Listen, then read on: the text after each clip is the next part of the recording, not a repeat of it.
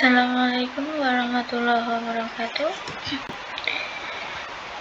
Perkenalkan, nama saya Dini Farlinda, NIM 221200389. Di sini saya akan menjelaskan mengenai kebutuhan dan karakteristik tantangan terkait BK peserta didik SMA atau MA.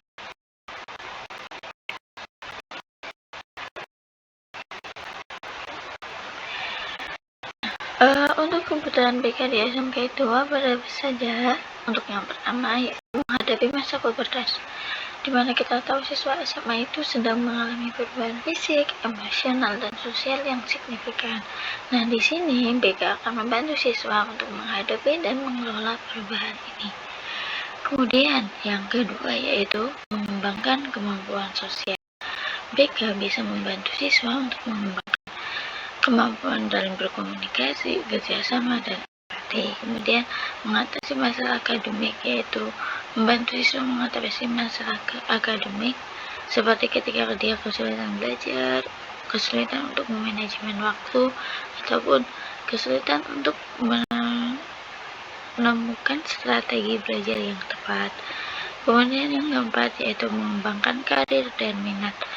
Nah, BK membantu siswa untuk mengembangkan karir dan minat serta memilih jurusan yang tepat. Terus yang selanjutnya itu menghadapi tekanan dan stres. BK membantu siswa menghadapi tekanan dan stres serta mengembangkan strategi coping yang sehat. Kemudian itu mengembangkan kesadaran diri. BK membantu siswa mengembangkan kesadaran diri termasuk mengenali kelebihan, kekurangan, dan tujuan hidup mereka. Terus yang selanjutnya itu menghadapi masalah sosial. BK membantu siswa menghadapi dan mengatasi masalah sosial ini. Nah, kemudian tujuan BK di MA yaitu di SMA atau MA memahami diri sendiri, lingkungan, dan potensi yang dimiliki.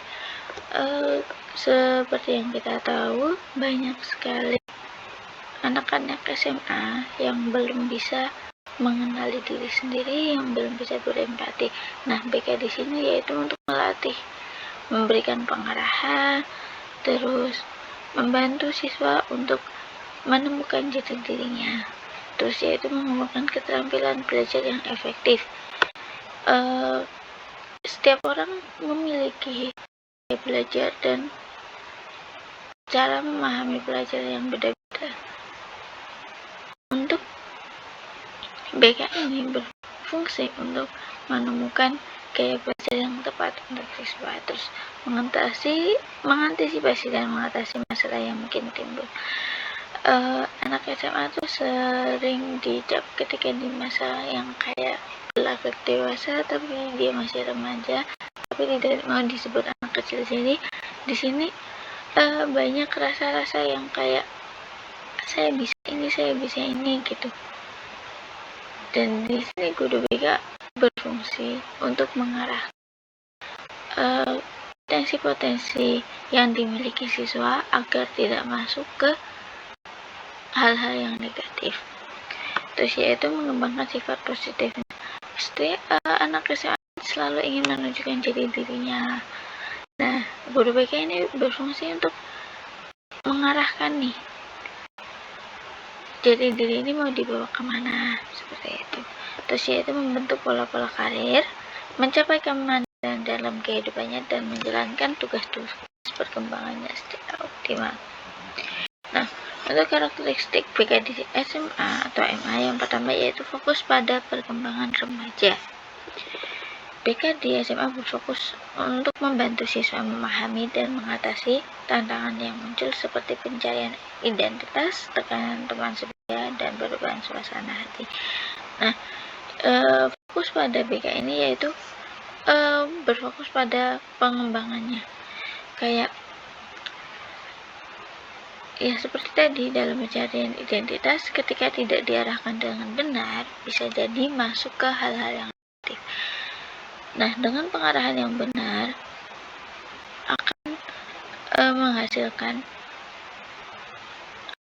calon pemuda yang hebat di masa depan, seperti itu, dan mencegah terjadinya kemudian Kemudian yaitu layanan yang komprehensif. BK di SMA tidak hanya berfokus pada masalah akademik, tapi juga aspek-aspek lain seperti pengembangan pribadi dan sosial, bimbingan karir, konseling individu dan kelompok. Terus pendekatan preventif, BK di SMA tidak hanya mengenai masalah yang sudah muncul, tapi juga berupaya mencegah timbulnya masalah melalui program-program seperti pendidikan karakter dan pencegahan perilaku beresiko. Seperti kita tahu, karakter itu adalah dasar buat setiap orang. Ketika orang itu karakternya baik, dia akan dianggap baik gitu. Dengan pembinaan karakter yang tepat akan menghasilkan pemuda yang memiliki karakter baik, tetapi juga unggul di akademiknya. Kemudian yang keempat adalah kerjasama dengan berbagai pihak. BK di SMA melibatkan kerjasama antara konselor guru, orang tua, dan pihak lain terkait dalam membantu siswa. Kemudian yang terakhir yaitu layanan berkelanjutan. BK di SMA memberikan layanan berkelanjutan sepanjang masa studi siswa, mulai dari orientasi baru hingga persiapan untuk melanjutkan pendidikan ke perguruan tinggi atau dunia kerja. Untuk faktor pendukung di BK SMA yaitu yang implementasi dan penanganan. Bimbingan dan konseling di sekolah sangat esensial. Hubungan konselor dengan kepala sekolah menentukan keefektifan program dan pemahaman kepala sekolah yang baik terhadap profesi bimbingan dan konseling. Akan memberikan kepercayaan kepada konselor, memelihara komunikasi yang teratur dalam berbagai bentuk, memahami dan meneruskan peran konselor, menempatkan staf sekolah sebagai tim atau mitra kerja. Nah, di sini ketika ada hubungan yang baik antara konselor, antara guru BK, kepala sekolah, dan para siswa, itu akan memberikan tingkat kepercayaan tinggi bagi para siswa untuk mau ke BK, sekedar buat menceritakan apa yang terjadi di kelasnya, menceritakan apa masalah yang ada pada dirinya. Ketika seorang BK ini mampu menjadi pendengar yang baik dan tidak membocorkan cerita di kemana-mana, seorang siswa akan percaya dan dia tidak akan menjadi pribadi yang dibully ketika ada masalah. Selain itu, faktor pendukung lain yang pertama yaitu ada kompetensi, sertifikat, akreditasi, serta kredensial. Nah, faktor penghambatnya yaitu dasar penyusunan faktor-faktor atau penyebab yang membuat layanan bimbingan konseling tidak dapat dilaksanakan secara efektif, yaitu ada dasar penyusunan program bimbingan konseling, sarana dan prasarana, kemampuan petugas dan petugas bimbingan konseling mempunyai peranan sesuai dengan sifat dan kemampuan fungsional di sekolah. Nah, tantangannya yang pertama yaitu ada aspek psikologi siswa, perubahan emosi yang tidak stabil, tekanan akademik yang tinggi, dan pencarian identitas diri.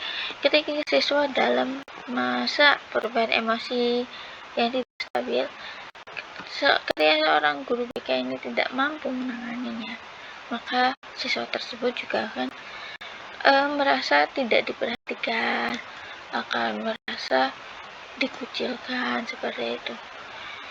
Terus ada tekanan akademik yang tinggi, banyak tugas, banyak PR gitu. Ketika seorang siswa itu tidak punya manajemen waktu yang baik, dia merasa kesusahan sendiri dan akan merasa stres. Terus pencarian identitas diri seperti yang sudah saya jelaskan dari awal. Terus yang kedua ada aspek sosial dan pergaulan. Nah, ini ada bullying karena dari teman sebaya dan hubungan percintaan.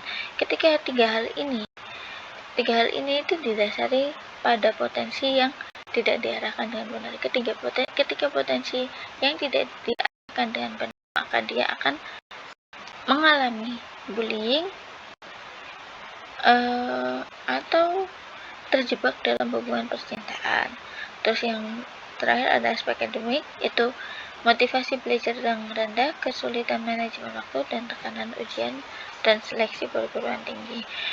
Nah, guru BK di sini juga berfungsi untuk memberikan motivasi kepada siswa ketika siswa ini lagi down, ketika siswa lagi banyak masalah, ketika siswa kesulitan untuk manajemen waktu, ataupun ketika siswa